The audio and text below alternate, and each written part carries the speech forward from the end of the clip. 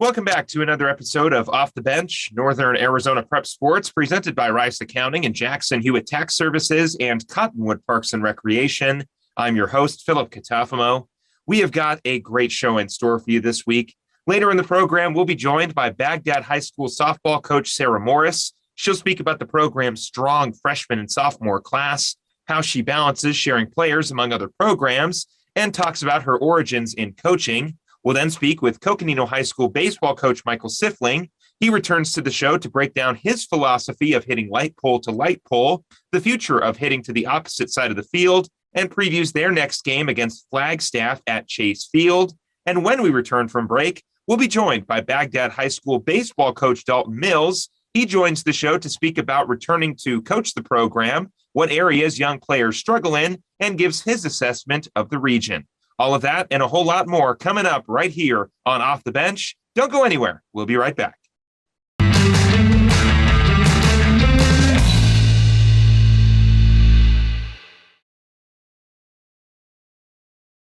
Two things we can count on every year: a new set of tax rules and great weather here in Northern Arizona. Jackson Hewitt Tax Service, locally owned and operated by Lewis Rice since 1997, is here for you all year long. Your neighborhood Jackson Hewitt Tax Office will help you in all of your taxing situations. Electronic filing is always free with your tax preparation at Jackson Hewitt Tax Service. Get more in return. Call 1-800-234-1040 for an office near you.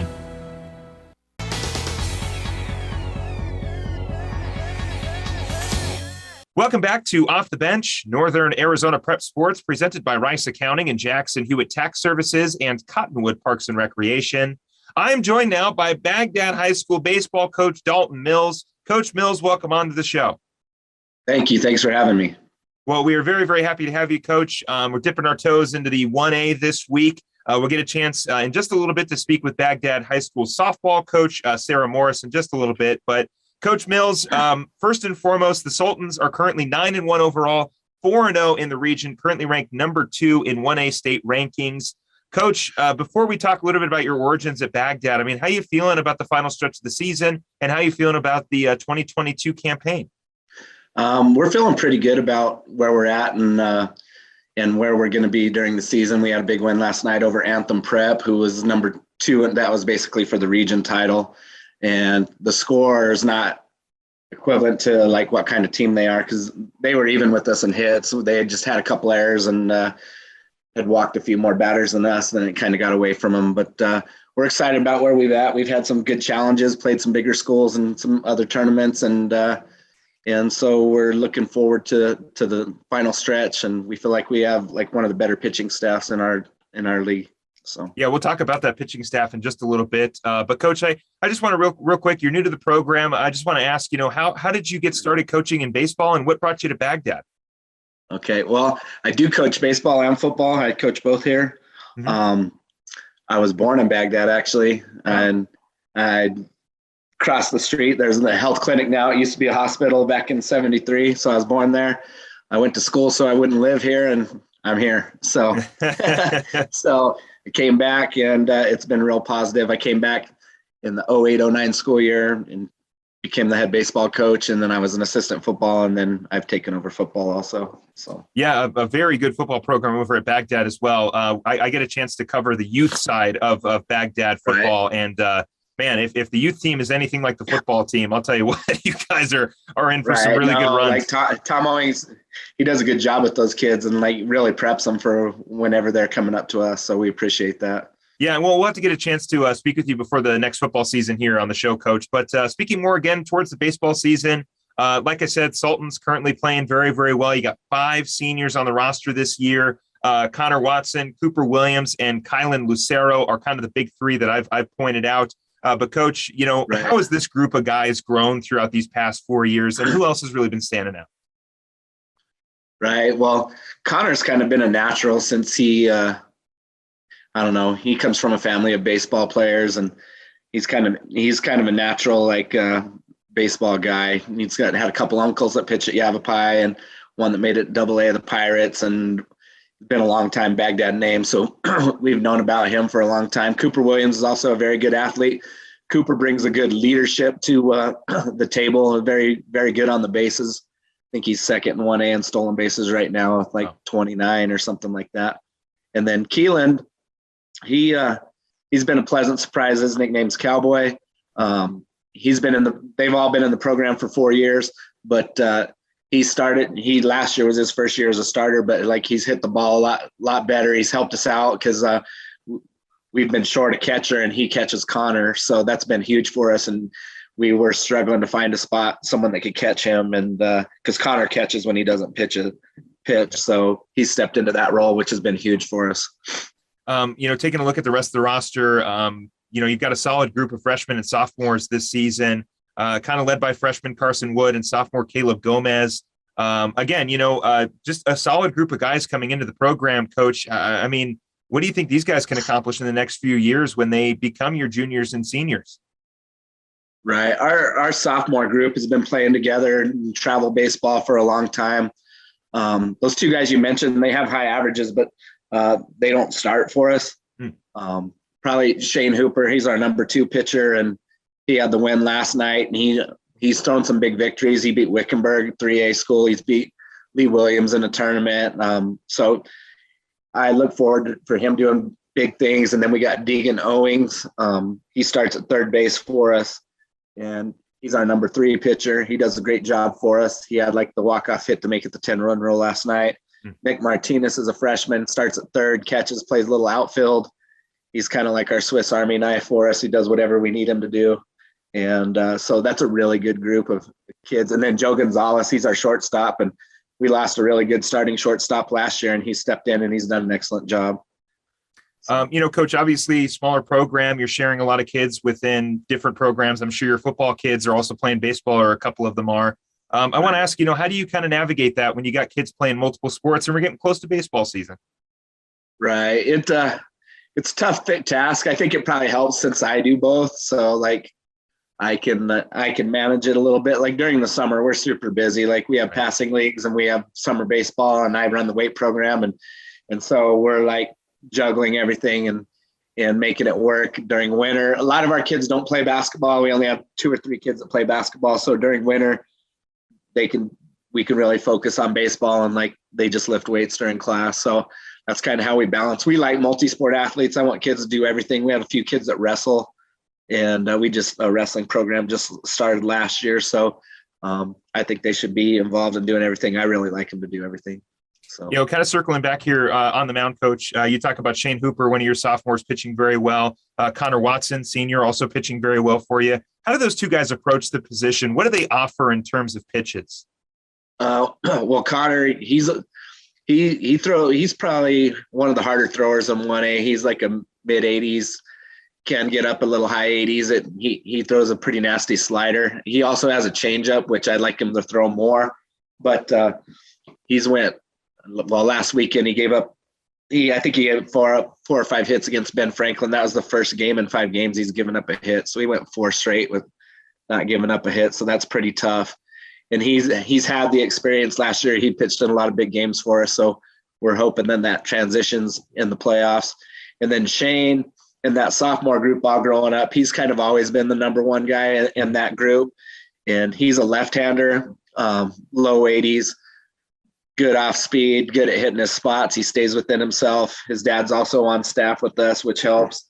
And so both of those guys, I think they complement each other, and I think they push each other.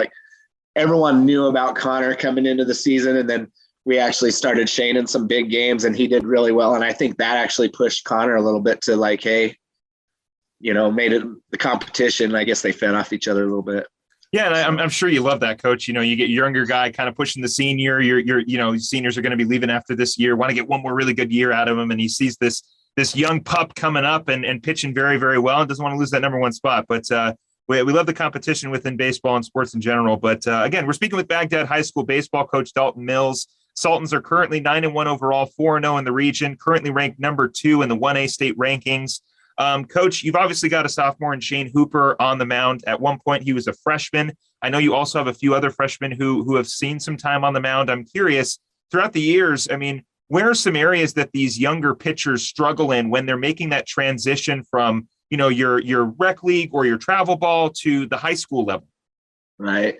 I think a little bit is just like, I don't know.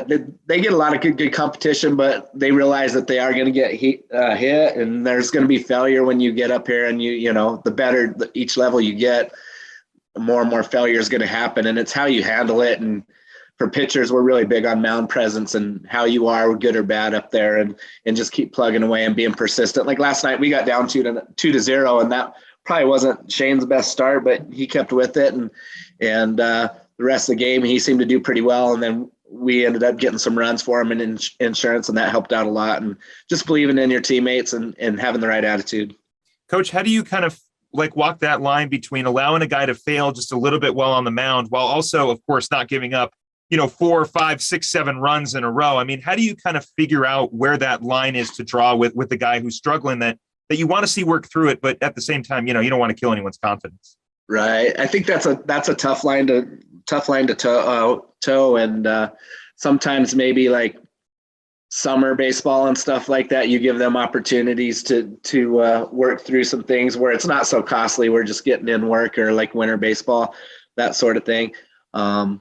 Or preseason, we kind of like our younger guys, usually we give them, like, we do have some weaker competition in 1A. We try to get them those starts first and build up their confidence so that they're feeling better as they get into it. Coach, you guys have games against Antelope Union before taking on Joseph City. How you feeling going into those games, and what are you expecting? Right. Well, Antelope Union, we've already played. They're a region opponent. They're kind of down this year. Deegan Owings is going to start that game. He's our number 3, and he pitched against them earlier in the year, and he did pretty well. So this will be another opportunity for him to show what he can do. And then we go to Joe City. We play a 1:00 varsity game and then a 3:00 JV game up there. And Connor's going to start that one. And they're currently ranked number 6. We've never played at Joe City. So being from a small school, I kind of like to go to the new places and see what that environment is and what it's like to play there. So we're kind of excited about that. They're a little better program, and I think they're ranked number 7 right now off the top of my head. And hopefully that'll be a little better challenge. One last question for you before we let you go. Again, we're speaking with Baghdad High School baseball coach Dalton Mills. Coach, again, I actually, to make it 2 questions. How are things down at JV? Just real quick. JV, well, we don't have as many games as we'd like, but this will be the first game we've had in a few weeks, so it'll be interesting to see how things go. We practice together, but we do split sometimes. So these guys have been chomping at the bit to get some opportunities, so we're excited for them to do some stuff. So, all right, final question for you, Coach. What's been your assessment of the region this season? Just real quick. We feel like we were ranked number 2. We lost a game to Mogollon during spring break where we were missing a guy or two, and we just had a bad inning. It was one of those weird games. We lost 10-6. We gave up a 4 or 5 spot in the 3rd inning where we had 3 or 4 errors, which I don't know if we've had 3 or 4 errors in a game this year. And then we played them again last week, and they were out of pitching, and we had Shane for 50 pitches. So we started Shane and kind of got the security of a win because our kids hadn't beaten them in anything. So I think that we feel pretty good about where we're at because we know that we can beat them. And we're just looking forward to the playoff stretch and hopefully doing some special things down the road. He is Baghdad High School baseball coach Dalton Mills. Coach Mills, thank you very much for coming on the show. Thank you. Thanks for having us. We're going to take a break, but when we come back, we'll walk across to the softball diamond to talk with Sarah Morris, the head coach of the Baghdad High School softball team, right here on Off the Bench. Don't go anywhere.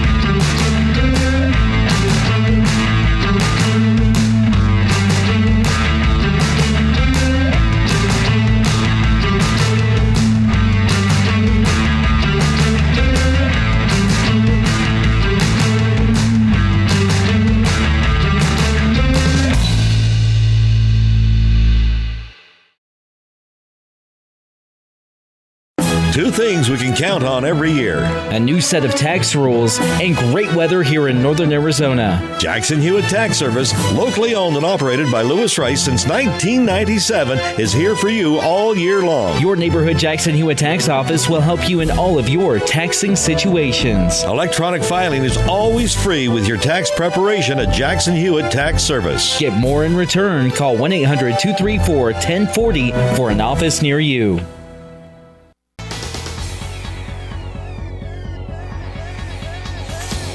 Welcome back to Off the Bench, Northern Arizona Prep Sports, presented by Rice Accounting and Jackson Hewitt Tax Services and Cottonwood Parks and Recreation.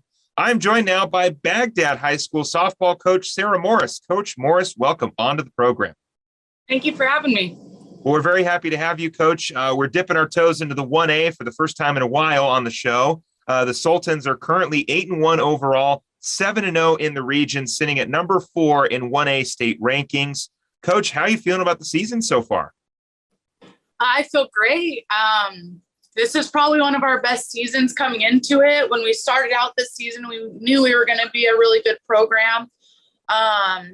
We have a lot of young girls. We're really young, but they don't play like they're young. Very confident, a lot of confidence this year in our kids, which we've been hoping to get. Last year, we didn't have a whole lot of confidence. For some reason, our girls come in and they're a little bit scared to make mistakes. And I don't know if it's because we always have a good softball program, Okay. but they kind of get used to the fact that our coaches are like, it's okay. We've all played before. We're going to make mistakes. And so I think they've gotten past that and they realize like, okay, these are going to happen. We got to bounce back. So I'm really happy with this season. Our girls are really doing a really good job this year.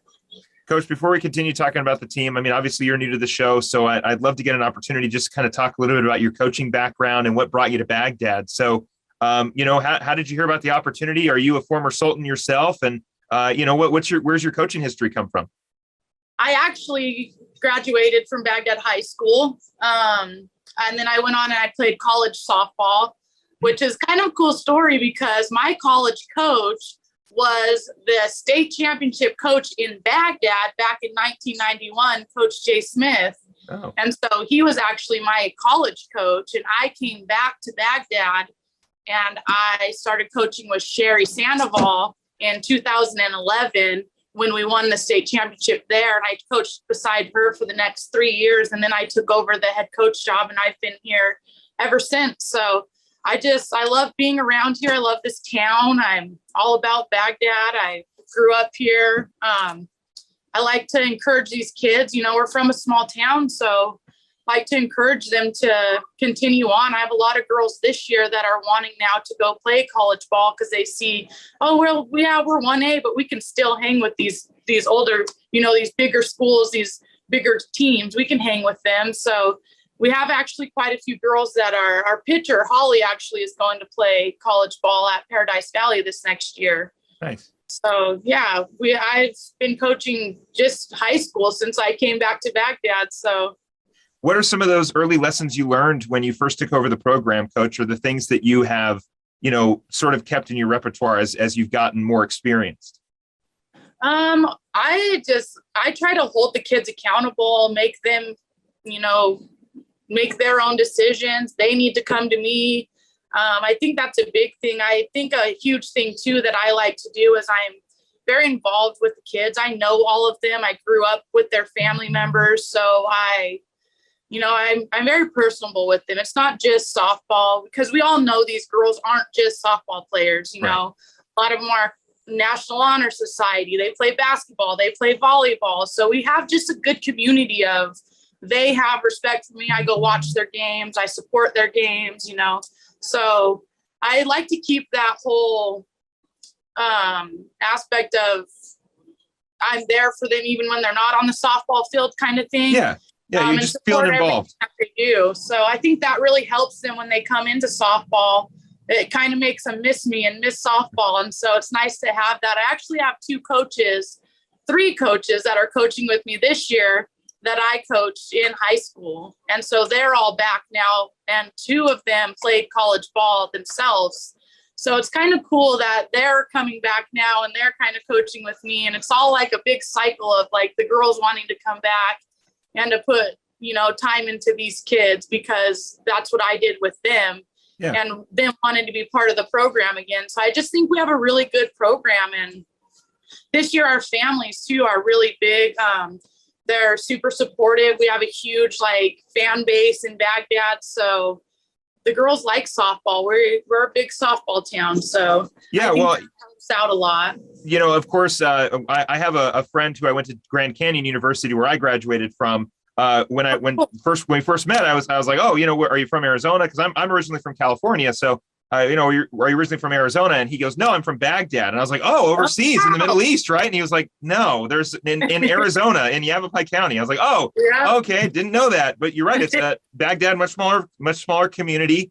Like I said, 1A team. Guys, I know the school is very well known for a great football program. Like you said, a great softball program. I've gotten a chance to cover some of the youth football at Baghdad, and even the youth teams are extremely good. So you're right. It's small community, but like you said, a lot of people clearly love living there, clearly love coming back and helping out the program. Like you said, Coach, you got a few former players on the staff as well, which I know it speaks volumes to the kind of coach you are and the way the programs ran, that people want to come back. So that's obviously fantastic. But I want to ask, obviously you mentioned it, these girls are also soccer players. They're also volleyball players. How do you sort of navigate sharing players throughout different programs, being such a small school? Well, we just try to work with each other. And we know that I tell the girls that I'd rather them be playing sports like basketball. Basketball runs into, and wrestling. I have a few wrestlers on my softball program this year. So they all run into one another. But as long as they're doing something, I'd rather them be active than be sitting at home. So we kind of we start practice without them, which is pretty much our whole team. And so we had probably 4 girls that we had at practice, and we just put the work in with them. And then once the rest of them got out there, we just really got to work on getting us together as a team. And it actually, you watch our team now and you wouldn't realize it, but at the beginning of the season, they weren't clicking together. Okay. So we weren't playing very good ball together, like the first part of the first probably month. And then we finally had to sit down and say, hey, listen, you guys have to play together. We have to learn to like each other on the field. And so we finally got past that. And it was like our girls just skyrocketed through it. But I feel like they're with each other, volleyball, basketball, softball, and they kind of start getting sick of each other by the end of the school year. And so they have these little things. Girls are just catty like that, So I kind of got them whipped back into shape. Like, hey, you want a state championship? You guys better learn to work together. We better learn how to figure it out. And so we kind of let them talk it out. But that's what we do, with the basketball program too. We just make sure that we're supporting them, and we're letting them know, hey, as soon as you're done there, you're mine. It's time for practice. But we also have the respect. All of us coaches go watch our girls play basketball. We were at their playoff game here in Baghdad when they played, watching them play, and they're just good athletes. And I'm assuming next year we're going to have an even further out schedule with them, because they're going to be even better in basketball next year. So I told our athletic director, you better schedule our games back. So that's not missing all of our girls, because, all of, the basketball's, starting lineup is my starting lineup. So we're kind of learning with it now, because we've never really been a huge basketball program. So now that our girls are actually, getting really good at basketball, the program's going to be good. We're going to be looking into next year, them going into a state playoff run. And so we just going to prepare for that and just root for them. And maybe we'll get a basketball state championship and a softball state championship. Yeah, that would be fantastic. Yeah, of course. Coach, again, just speaking more so in terms of the players that come into the program. Obviously, you've got a huge class of freshmen and sophomores that are very talented, which we will talk about more specifically in a little bit. But more so, Coach, softball, one of those sports that's year round. You talk about Baghdad being a smaller community in Yavapai County, just kind of outside of Prescott and Chino Valley area. But I want to ask, how talented are these kids coming in? Like you said, you're sharing them throughout different programs. Are you getting a couple of those year round players along with the girls who are playing multiple sports, or what kind of talent is coming in? I have 3 girls right now that play year-round softball, but they also are playing basketball, volleyball, but they're playing travel softball when they can. And then when softball starts, they jump right into softball. But most of the other girls, they don't play travel ball. I have probably 4 girls that are my starters that they don't play other sports. They're just softball, but they don't play travel ball. So it's really just putting the work in when they get to practice and practice starts, because we don't really have a whole lot of time to do open fields with basketball, volleyball, and wrestling going on. So, and then it's cold and rainy, snowy. And so we don't get a whole lot of time to get, out on the field until actual practice starts. So our girls just put a lot of work in. They're really hard workers. They work hard. They listen well. We really utilize our time at practice. I'm big on that. We have 2 hours. We put 2 hours of work in, and then you guys can chit chat. So they're just, we put a lot of work in when practice starts.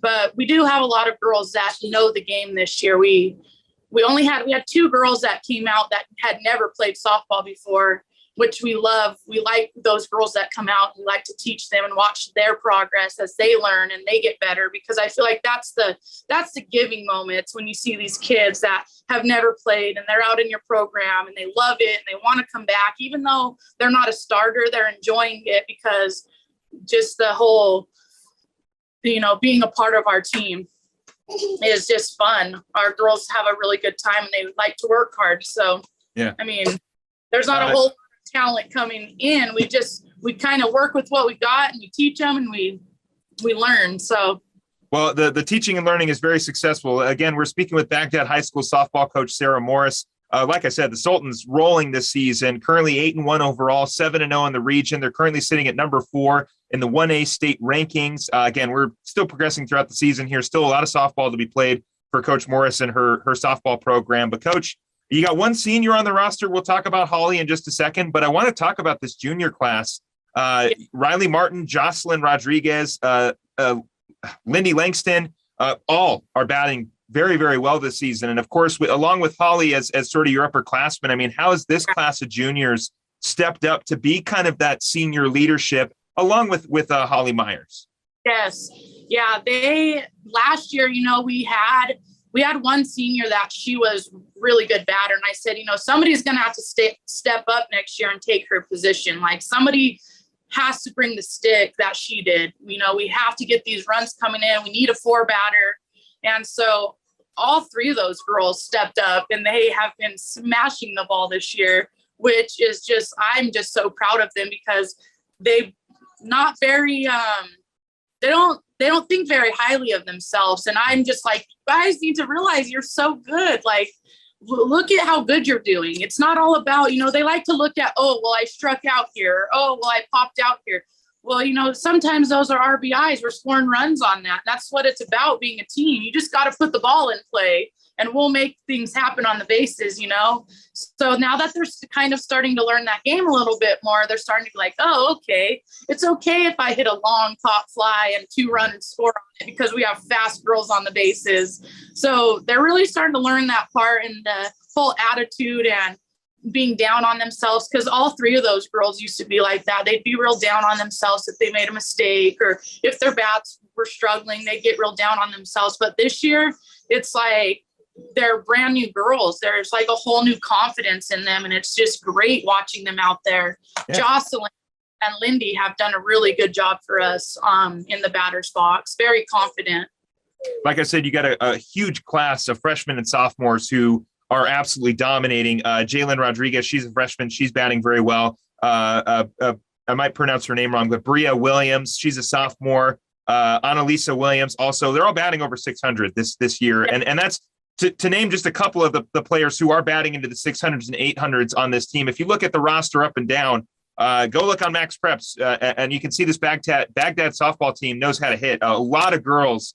And I'm not talking about like just 1 or 2 at-bats. This is season long where these girls are, 800 batting average, 600 batting average, 500, 400. Coach, I think the lowest one you have is like 200, maybe 300. But what can you say about this group? where do you think what they can accomplish in the next 2 to 3 years, maybe even 4? I hope for big things. I mean, we see we're hoping this year we can do something big. We can get into the state championship, but we also, we want to see Joe City. We want to see Williams. Right. We played Superior already. We beat them 20-2. So, I mean, we're hitting the ball. That's our thing. Is last year we struggled. We weren't making plays when they were hitting the ball. This year, our plays are being made. They're making the outstanding plays. They're making the easy plays. They're hitting the ball. They're scoring runs. They're finding ways to advance on the bases, and they're only going to get better. They're only going to get faster. So, I just have a good feeling about these next couple years. That we also have Nubia, Urquiza or Nubia Hadagi. She is one of our pitchers, but we don't utilize her a whole lot because she is a really good shortstop. Right. But she throws a whole lot harder than Holly does, but Holly has a lot of movement. So when Holly leaves for next year, Nubia is going to step into those shoes, and I think she's going to do a really great job for us in the next couple of years pitching. And we also have 7 freshmen who are pitchers, which is outrageous because we never have that many pitchers. We're like struggling, like, all right, everybody get on the pitcher's mound. Let's see who can pitch a ball.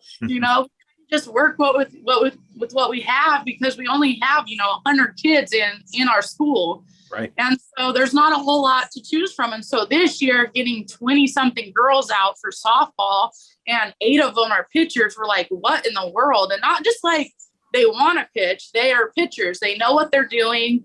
They have good form, like they're ready to learn. They want to get better. And so it's just, we have so much depth in our program that it's like the next couple of years, I think, are going to be pretty promising for us. I really hope. Well, like you said, Coach, you got Holly Myers, the senior, in the circle for you, 8-2 overall, 105 strikeouts so far with a 2.20 ERA. Like you said, a lot of movement, a lot of contrast between some of the other pitchers that you have on the roster. You talk about having that collection of freshman pitchers. I'm curious, looking more towards next season, how's the JV program looking? I'm not sure if you guys have the numbers for the JV program. I apologize if that sounds rude, but just curious. I know you're a smaller school. But how are things going down at the JV level? Our JV, we've played 2 games and we've won both. And we don't have a whole lot of JV games scheduled this year. They keep getting canceled. But we have a plan for next year to play bigger schools with our JV team. So that way they're getting some reps in. But they're good. We always tease all of our varsity girls, say they're the JV state champions, because they're well too. I practice our whole team together. I feel like it makes them better. I do a lot of simulated scrimmaging where there's like 4 different teams and 4 different pitchers, and we're doing a lot of different, basic people on bases. So our girls are learning a lot when we're at practice, and those girls are competing with our varsity girls, our seniors, our juniors, who are crushing the ball at them, and they're not scared. They don't back down. And so I feel like that helps them with their confidence. It helps them get better. We don't hold them back and say, okay, we're going to split our JV and our varsity up so that our varsity doesn't get enough reps, because last year we had 10 girls and we couldn't run an effective practice. Right. So this year we've really taken advantage of having, 19 girls on our roster and having an effective practice and getting reps in and just hustling. And our JV girls they're going to be good. They've actually gotten quite a bit of playing time too this year, because once we get up so much on teams, I go ahead and just throw them in, get them some playing time, get them some reps. I feel like that's important because they're our future. You don't want to just sit them on the bench all season and then they don't get any playing time. Right. So I have gotten them a lot of playing time. We pitched some of our freshmen in the tournaments against some 6A schools, and we're getting runs hit off of them. But if that's part of the game, Yeah, so it's all part about growing, and like you said, it's obviously allowing your freshmen and sophomores an opportunity to play at the varsity level. Like you said, Coach, provides an experience that they can't get down at JV. I know how it feels to be JV state champs. My sophomore year, my JV baseball team, we went undefeated.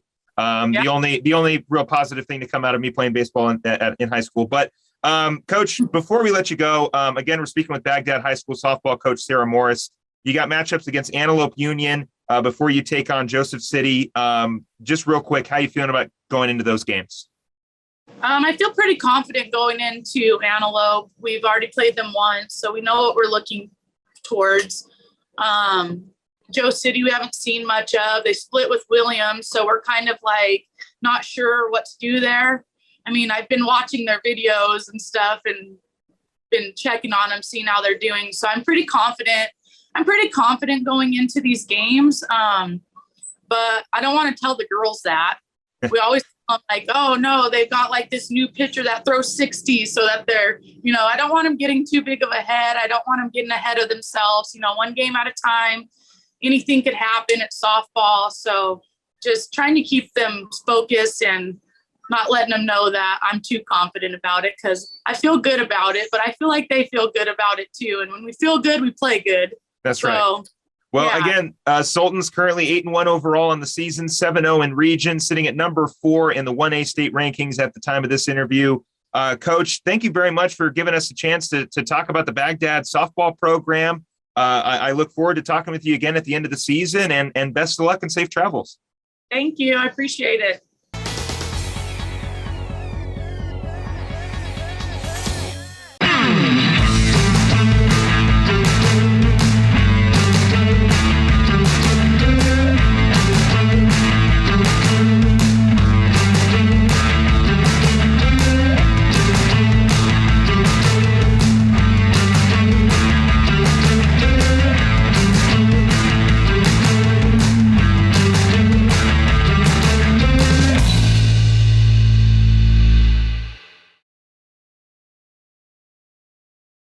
Two things we can count on every year: a new set of tax rules and great weather here in northern Arizona. Jackson Hewitt Tax Service, locally owned and operated by Lewis Rice since 1997, is here for you all year long. Your neighborhood Jackson Hewitt Tax Office will help you in all of your taxing situations. Electronic filing is always free with your tax preparation at Jackson Hewitt Tax Service. Get more in return. Call 1-800-234-1040 for an office near you.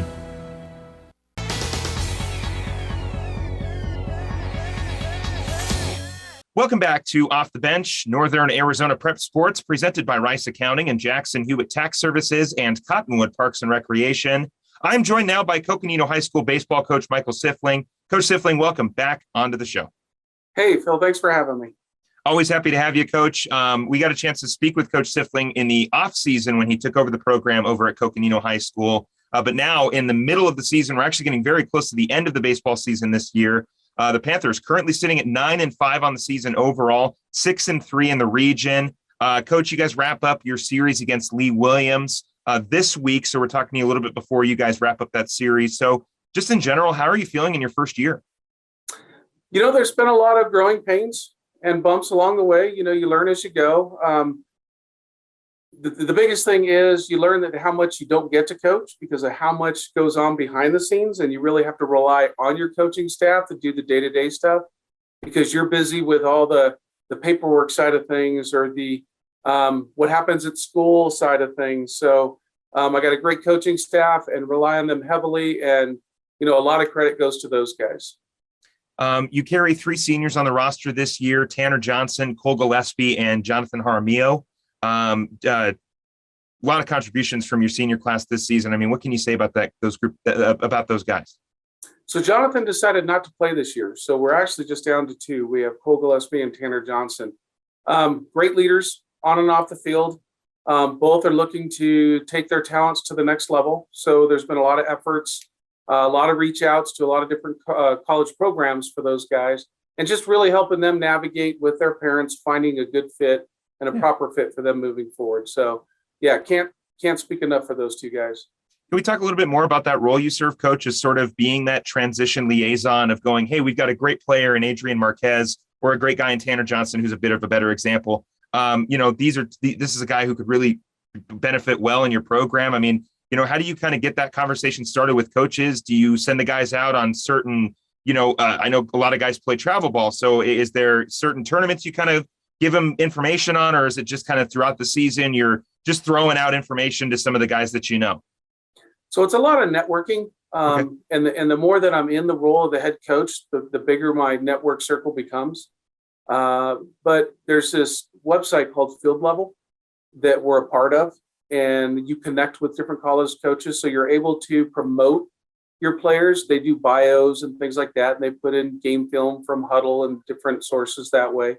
And you reach out to these coaches and you promote your players and say, like Cole Gillespie, for example, has a 1.8 pop time behind the plate. Yeah. You put that out there, and all of a sudden you're getting a lot of coaches or a lot of college recruiters wanting to know more about Cole, and they're reviewing his profile and stuff. And with Tanner, I think we talked about in the preseason, he's one of those young men that you can't measure the size of a kiddo's heart. Yeah. And this kid brings it every day. Hard worker, great teammate, all of those intangibles that you can't just see by reading height, weight, hair, and eye color, right? So it's giving them that beyond the profile look into these boys, and then the college recruiter would reach out to them, and they have those conversations. And we've actually had some show up to the tournament, the Best of the West tournament down in Phoenix. So it's just been neat to see that process and the growth in those players, and how they're just growing into young men and looking toward their future. You've got a solid group of juniors as well. Like I mentioned, Adrian Marquez, one of those guys, Cooper Durr, Jacob Klaus, all three of them are currently batting over 300.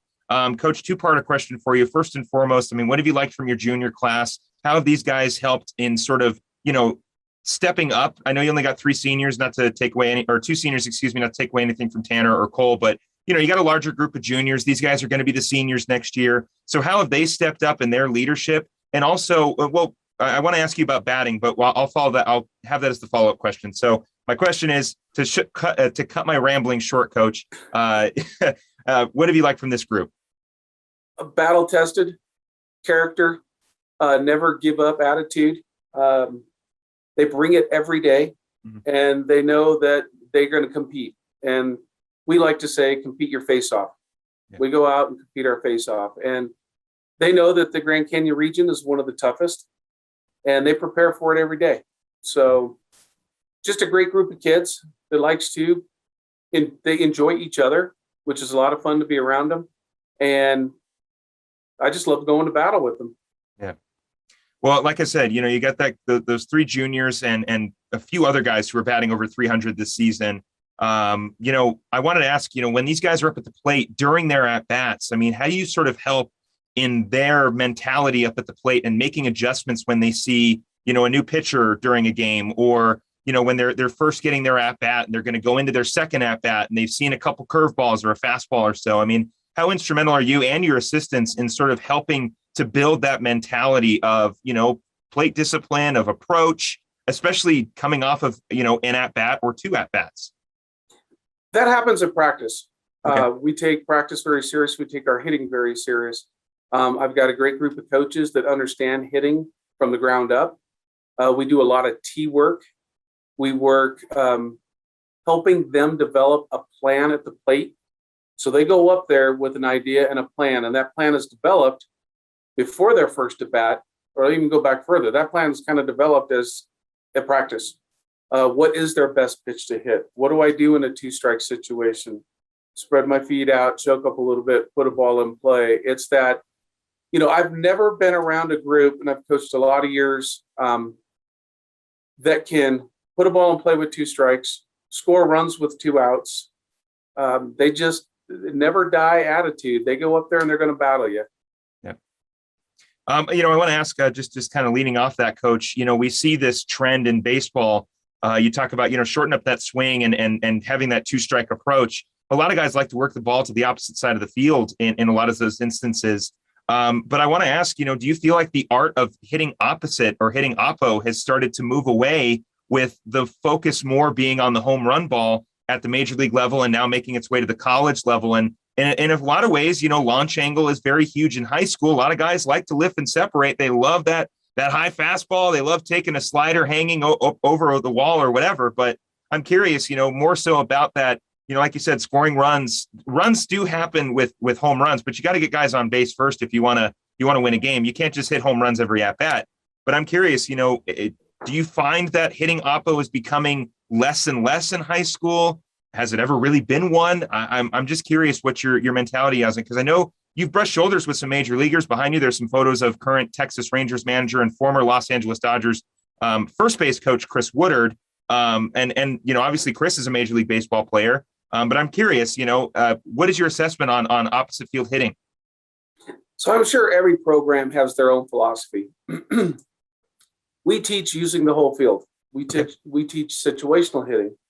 The home run's great, but the home runs are coming when you're not swinging for a home run, when you're just squaring the ball up, and so much of this work about learning how to hit the other way and keeping the ball out of the air, so to speak, line drives, ground balls, comes from the tee work that we do out on the field.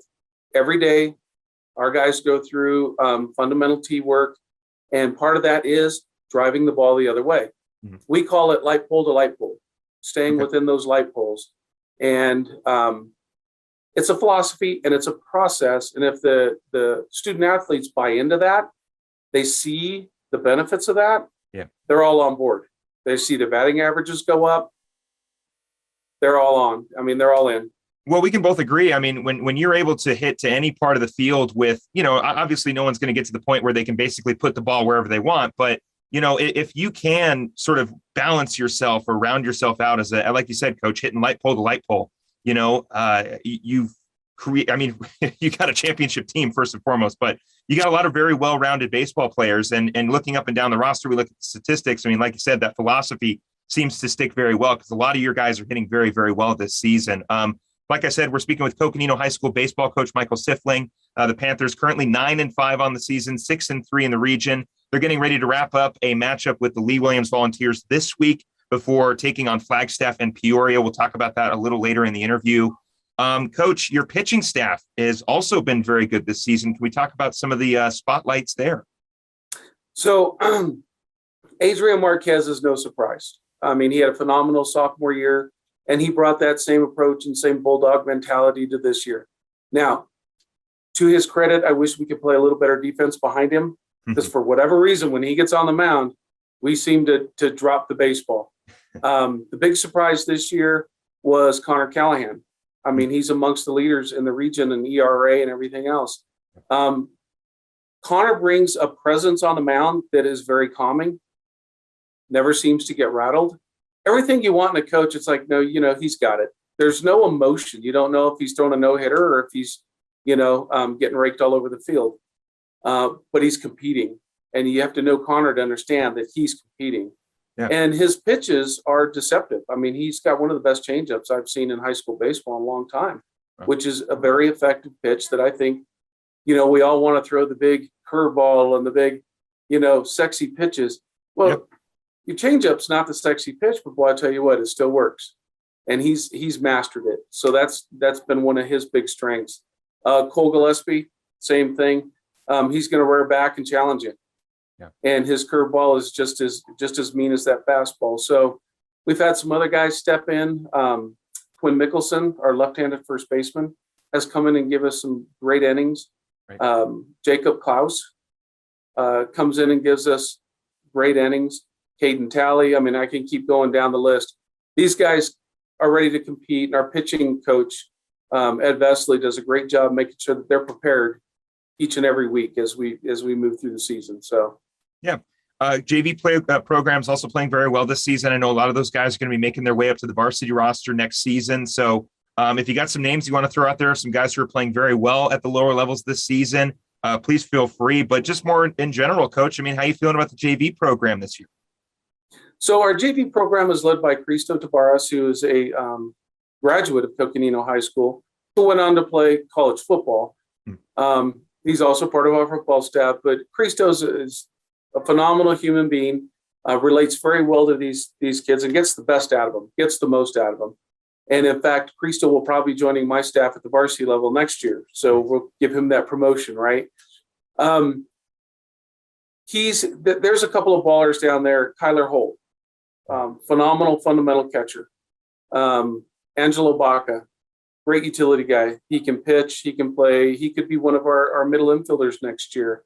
And even going a little bit lower, we got Tyler Severe, who is the brother of Trevor Severe, who graduated last year. So there's a little bit of pedigree there, but there's also a great coach that's getting these kiddos ready for this next level. Like I said, you guys wrap up a series against Lee Williams before taking on Flagstaff High School. You suffered a loss in game 1 against Lee Williams, very close, 5-4. I'm curious, what adjustments are you going to be making in game 2 against Lee Williams? And we'll talk about Flagstaff in just a little bit. So the biggest adjustments we'll make is just trusting the process. Okay. We hit a lot of balls yesterday that were just right at them. We were within an inch or two, one way or the other, of winning that game. I mean, we had bases loaded at one point, high chop ground ball over the third baseman that the shortstop was able to knock down 1 inch to the left of, toward the line. And that's 2 runs. I mean, So we can go back and dissect that game as much as you want, which is really hard when you see your boys out there battling and just to come up that, the game of inches and come up that much short. Yeah. So they'll be ready. They understand. They'll trust the process. We'll get after it today at practice and get on that bus, make the trip, and play our baseball on Thursday. Now, you've pretty much made it all the way through the region so far. I know you still have to take on Flagstaff High School, but more so, Coach, how are you feeling about the region this year? Like you had said, it's pretty tough. I feel like it's a pretty good consensus throughout the entire 4A Grand Canyon region, whether it be for baseball or softball. It seems like the region this year is incredibly competitive. Even the teams more so at the bottom of the region are still in competitive games, giving the top of the region some issues whenever they match up. So I'm curious, what has your assessment of the region been this year? Very competitive, top to bottom. Okay, cool. Just like you. Yeah. Anybody can beat anybody on any Tuesday or Thursday. You better bring your A game. There's no day off, so to speak. So you got to be ready. You got to be prepared. You got to do your homework, and you got to. The game's not played on paper. You got to get out there and you got to do it. You get a chance to take on Peoria in between that matchup between Flagstaff, which is is that the buzzer? when we were just real quick, when we were talking with Coach Sifling about scheduling the interview, we purposely pushed the interview forward to avoid any kind of school bells going off during the interview. But alas, school still continues regardless of whenever we do this interview. So again, we're wrapping up our interview here with Coach Sifling. Like I said, Coach, in between those games against Flagstaff, you've got an out-of-region game against Peoria, which, of course, benefits your overall record and benefits your rankings in the 4A, but doesn't obviously help in the region. And, of course, when you're in the middle of a region battle, you're battling for better positioning in the region and in the state rankings. A mid-season freedom game feels a little weird and probably feels a little out of place because obviously you want to have your best pitchers in the region games and you don't want to use all of your pitchers for an out-of-region game. So I'm curious, how do you approach those weird midweek, middle region, whatever you want to call it, sort of games that have now been a part of this schedule this year? It's one game at a time approach. Okay. Region games do, in our opinion, my coach's staff's opinion, have a little bit more weight. Right. So you really want to go after those the best you can with your best pitchers. But it's really a one game at a time mentality. We'll go to Chase Field on Tuesday. We'll battle Flag High. When that's over, we'll celebrate or not, and then we'll start getting ready for Peoria. So it's really that one game at a time approach that our kids have bought into, and they understand that. And next man up, next guy in the rotation up. So, you can't get too bogged down, and, you can schedule it out and plan it out the best way you want, but something's always going to get in there and mess up those plans. So one game at a time approach. Well, one last question for you, Coach. Considering you guys are taking a trip over to Chase Field to play where the Diamondbacks play, how great of an opportunity is it for those guys to get an opportunity to play on a major league field? It is incredibly hard to play professional sports. And year in and year out, we see high school kids go to college, get an opportunity to play amateur or professional. Some make it up to the big leagues, some don't. But I mean, what does it feel like? You're guys who like myself, who weren't necessarily going to be playing collegiate baseball, but I mean, how great of an opportunity is it for these guys to get a chance to play where Luis Gonzalez played, where Randy Johnson pitched, where Paul Goldschmidt played first base? I mean, a lot of history in a very short time for the D-backs and that stadium. It's one of those things you almost can't explain. It's such a surreal moment, even for coaches to be in the dugout. I mean, for that time, you're a Major League Baseball coach. Yeah. The hardest part of this ball game coming up on Tuesday, not that we're playing Flag High, it's trying to get the kids to realize that it's lunchtime. 2-minute warning.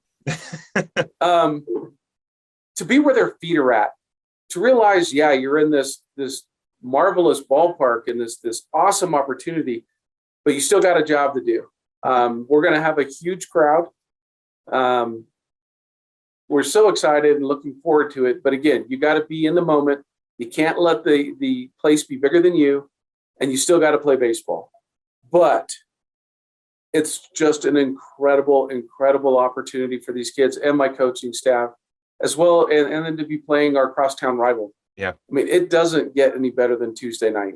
Yeah. So, a lot of fun going down at Chase Field for Coconino and Flagstaff when you guys get a chance to play that game. First and foremost, Coach, thank you very much for coming on the show again and giving us a midseason update. We'll have you on again when the season ends just to kind of get a good wrap up and talk about the off season. Best of luck going forward. Safe travels down to Chase Field and back. We look forward to hearing about the rest of the season, Coach. And like I said, thank you again. It's always a pleasure. Thank you for having me. Well, that's going to do it for this episode of Off the Bench. I'm your host, Philip Catalfamo, wishing you a great rest of your week. We'll talk to you again next time.